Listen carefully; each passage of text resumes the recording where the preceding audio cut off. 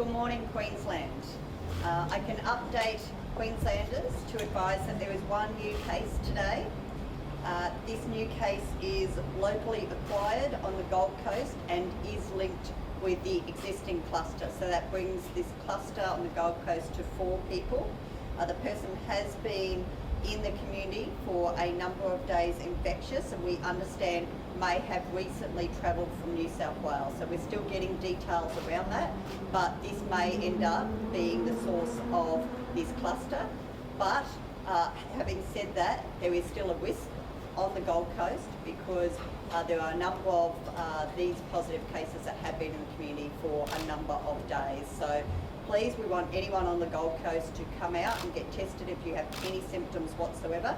We have seen our testing numbers go up.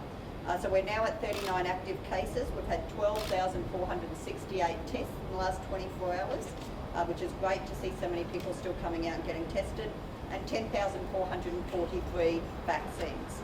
Now we are at 87.37% first doses and 78.67% double dose. So we are very much getting close to that 80% double dose. We have 4,404 people in home quarantine at the moment. The first doses are slowing though. So I say to the almost 15% of eligible Queenslanders out there who are not yet vaccinated for 1 dose, please come out and get vaccinated.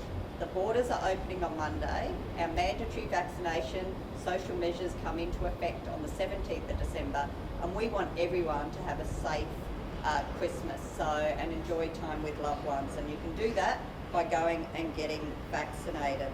I can also advise that in relation to the Gold Coast cluster, one of those individuals we advised worked at a private aged care facility. The good news is of 89 tests have come back and they've all been negative. So that's wonderful news for the residents and staff at that aged care facility.